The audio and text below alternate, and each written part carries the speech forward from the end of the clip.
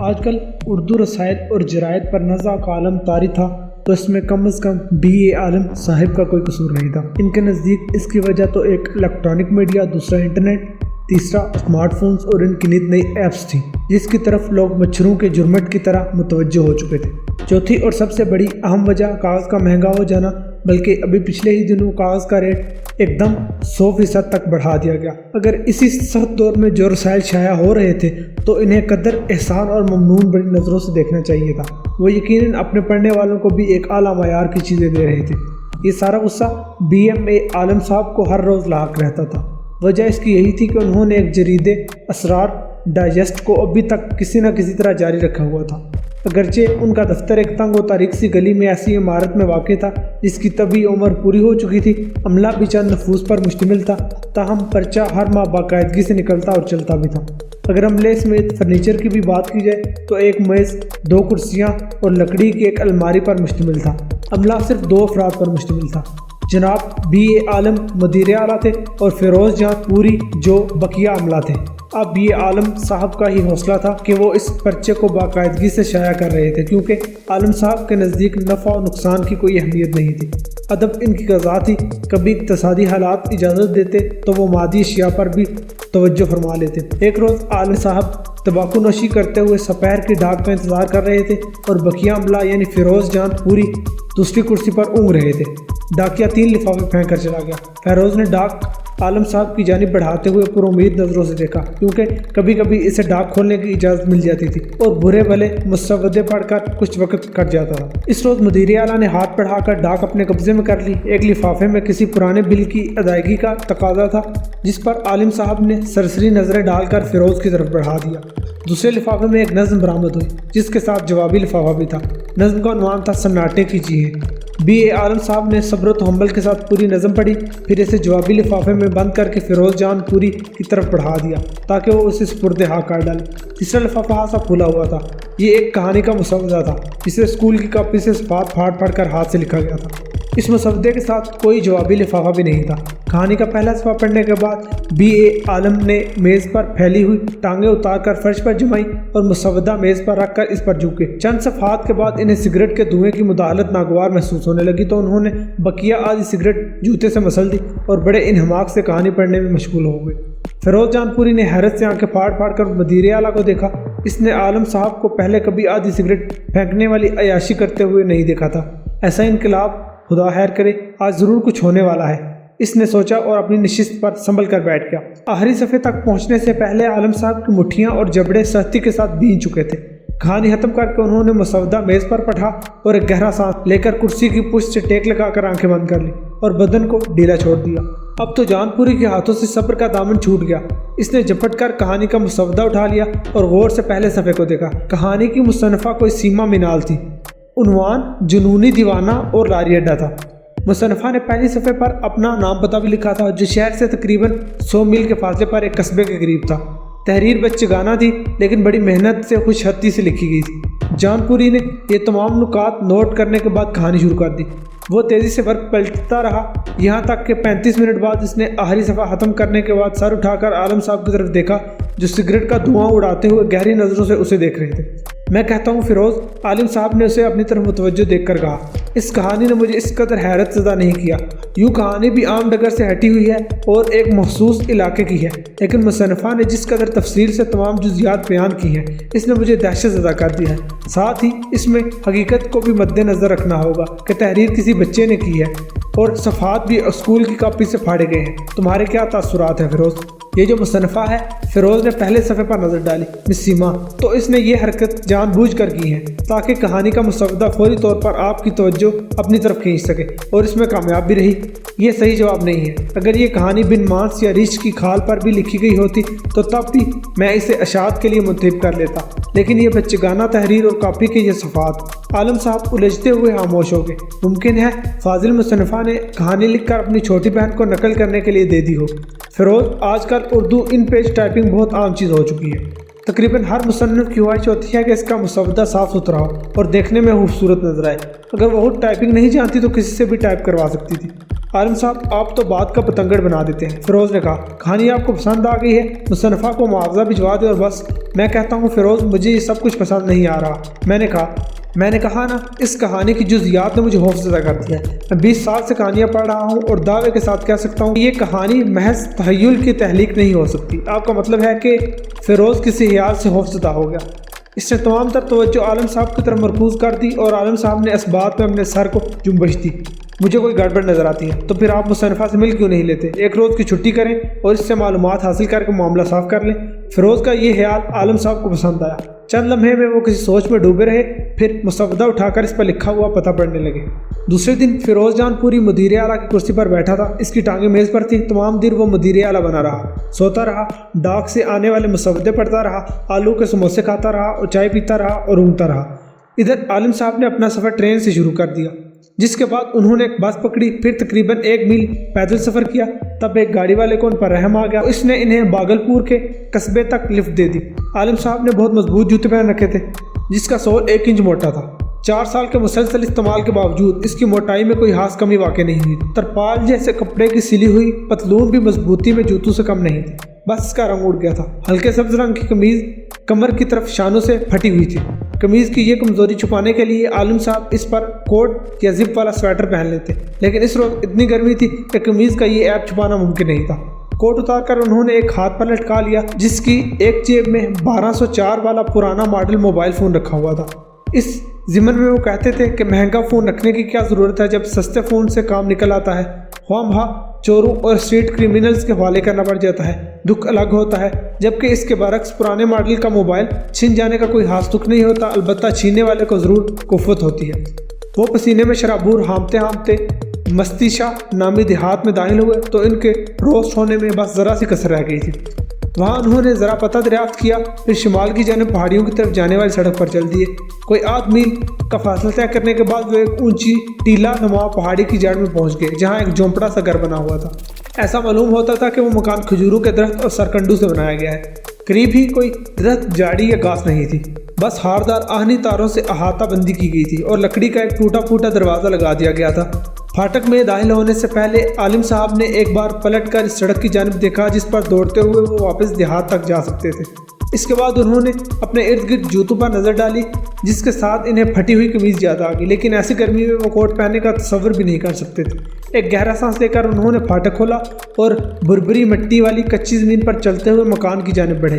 جب وہ گھوم کر مکان کے دروازے کی طرف مڑے تب انہیں وہاں زندگی کے آثار نمودار ہوتے نظر آئے۔ 16 سال کی ایک موٹی تازی صحت مند سی لڑکی دروازے کے قریب اسٹول نما چوبی میز پر بیٹھی آلو چھیل رہی تھی۔ سورج مغرب کی طرف جھک گیا تھا، اس لیے دروازے کے قریب سایہ تھا۔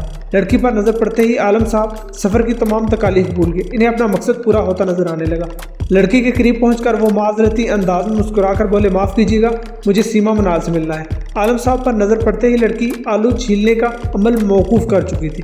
جی میرا نام ہی سیما ہے، اس نے پرسکون انداز میں جواب دیا۔ لڑکی کے جواب نے عالم صاحب کو آسا مایوس کیا۔ وہ تو ایک معمر پینشنیر سدا کنواری اسکول ٹیچر کا تصور باندھے ہوئے یہاں آئے تھے۔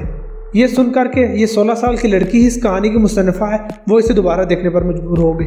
موٹی اور دراز قد ہونے کے ساتھ وہ بدسلیقہ بھی تھی۔ انہوں نے اپنے ذہن میں ادبی قسم کے سوالات کی ایک لمبی فہرست تیار کر لی، لیکن مصنفہ کی کم عمری نے ان کا سارا منصوبہ چوپٹ کر دیا۔ اس لڑکی نے ایک پاگل جنونی اور لاڑی اڈے کی کہانی لکھی تھی۔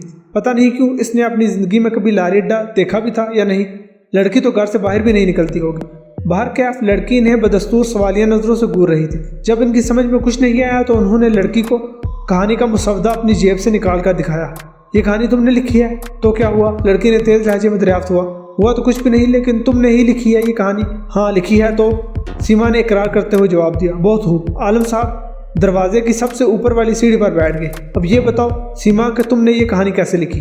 تمہیں اس سے کیا مطلب؟ لڑکی نے جارحانہ انداز میں کہا۔ اس نے آلو ٹوکری میں پھینک کر چھری کے دستے پر گرفت مضبوط کر لی۔ تب انہیں اپنی غلطی کا احساس ہوا۔ بولے، تم نے یہ کہانی اشاعت کے لیے مجھے بھیجی تھی، میں اسرار ڈائجسٹ کا مدیر اعلیٰ ہوں، BA عالم۔ اچھا۔ لڑکی کے لہجے سے ظاہر تھا کہ وہ عالم صاحب کے اس دعوے کو جھوٹا سمجھ رہی ہے۔ تب ہی انہوں نے اپنا ملاقاتی کارڈ نکال کر لڑکی کی طرف بڑھایا۔ اس نے کارڈ پڑھ کر ایسی نظروں سے عالم صاحب کی طرف دیکھا جیسے اسے اب بھی ان کے مدیر اعلیٰ ہونے پر شک ہو۔ تاہم اپنا تعارف کرانے کے بعد عالم صاحب نے سوچا کہ لڑکی انہیں اندر لے جائے گی اور کچھ خاطر مدارت کرے گی، لیکن سر دست ایسے کوئی آثار نظر نہیں آتے۔ سنو سیما، عالم صاحب نے جلدی سے کہا، مجھے تمہاری کہانی پسند آئی ہے اور میں نے اسے اشاعت کے لیے منتخب بھی کر لیا ہے۔ تمہیں اس کہانی کا معاوضہ بھی ملے گا۔ اگر تم واقعی کہانیاں لکھ کر پیسہ کمانا چاہتی ہو تو میرا مشورہ ہے کہ آئندہ کہانی کی جزیات پر اس قدر توجہ مت دیا کرو۔ اب میں صرف یہ معلوم کرنا چاہتا ہوں کہ تم نے یہ کہانی، انہوں نے مسودے کو فضا میں لہراتے ہوئے کہا، کس طرح لکھی ہے؟ کیا تم نے اسے کسی پرانے رسائل سے نقل کیا ہے یا کسی نے تمہیں لکھ کر دی ہے؟ دونوں صورتوں میں ہم دونوں کی بدنامی ہو سکتی ہے۔ کیا آپ مجھ پر الزام لگانے آئے ہو؟ میں کوئی الزام لگانے نہیں آیا، صرف یہ معلوم کرنا چاہتا ہوں کہ کیا یہ ایک تبعات کہانی ہے اور تم نے خود ہی لکھی ہے؟ ہاں، میں نے ہی لکھی ہے۔ مجھے مرسل کرنے سے پہلے کسی کو دکھائی تھی؟ ہاں، ایک سینئر ٹیچر کو دکھائی تھی۔ وہ بھی رسائل و ڈائجسٹ پڑھتے ہیں۔ ان کے خیال میں یہ ایک بکواس کہانی ہے اور اسے صرف آپ ہی شائع کر سکتے تھے۔ اس جواب پر عالم صاحب کو غصہ آ گیا اور خوشی بھی ہوئی۔ خوشی اس لیے کہ ان کا رسالہ یہاں دور دراز تک مشہور و معروف تھا اور غصے کی وجہ بتانے کی چند ضرورت نہیں تھی۔ باہر کیا، انہوں نے سگریٹ جلایا اور چند لمحے خاموشی سے مصنفہ کو دیکھتے رہے۔ بے شک ایسا ہی ہوا ہوگا۔ یہاں تمہارے ساتھ اور کون رہتا ہے؟ میں اپنی خالہ کے ساتھ رہتی ہوں، وہ کام سے گئی ہوئی ہے۔ عالم صاحب پھر کسی سوچ سے مستفسر ہو گئے، پھر بولے، سنو اچھی لڑکی، میں تم سے کوئی بات نہیں چھپاؤں گا۔ تمہاری کہانی مجھے پسند آئی۔ میری عادت ہے کہ اچھا لکھنے والوں میں خود جا کر حوصلہ افزائی کرتا ہوں۔ آئندہ بھی کہانی ہمارے لیے ہی لکھتی رہو، لیکن میری اب تک یہ سمجھ میں نہیں آ رہا کہ ہر تم نے اتنی سی عمر میں اتنی اچھی کہانی۔ اچھا چلو جانے دو، ٹھیک ہے۔ نہیں بولیے، میں آپ کی ساری الجھن دور کر دینا چاہتی ہوں۔ عالم صاحب بولے، دراصل مجھے حیرت ہے کہ ابھی تمہاری عمر ہی کیا ہے، 16-17، اور تم یہاں دور دراز دیہات میں رہتی ہو۔ میرا مطلب ہے اس قسم کی کہانی لکھنے کے لیے بڑے تجربے اور گہرے مشاہدے کی ضرورت ہوتی ہے۔ وہ پھر کہتے کہتے الجھ گئے اور خاموش ہو رہے۔ وہ شاید اس لڑکی کو اپنا معافی ضمیر سمجھانے میں بری طرح ناکام رہے۔ انہوں نے سیڑھی پر پہلو بدلا، سگریٹ کا کش دیا اور بڑے میٹھے انداز میں مسکرا کر رہ گئے۔ بلاخر وہ بولے، سنو سیما، مصنفین نے اپنے ایڈیٹر سے کچھ نہیں چھپایا کرتے۔ ان کے راز کی حفاظت کرنا مدیر کا فرض ہوتا ہے۔ تمہیں فکر مند ہونے کی ضرورت نہیں، بس مجھے یہ بتا دو کہ تم نے یہ کہانی کس طرح لکھی ہے، کیا دیکھ کر لکھی؟ لڑکی سر جھکائے کچھ سوچنے لگی۔ ماحول پر گہرا سکوت طاری ہو گیا۔ اس بار اس نے سر اٹھا کر اسرار ڈائجسٹ کے مدیر اعلیٰ کو دیکھا اور پھر سر جھکا دیا۔ آخرکار وہ کسی فیصلے پر پہنچ گئی۔ اس نے BA عالم صاحب سے نظریں ملائی اور بولی، میں نے یہ کہانی خواب میں دیکھی تھی۔ ایک مدیر کے لیے یہ انکشاف بہرحال تعجب انگیز نہیں تھا۔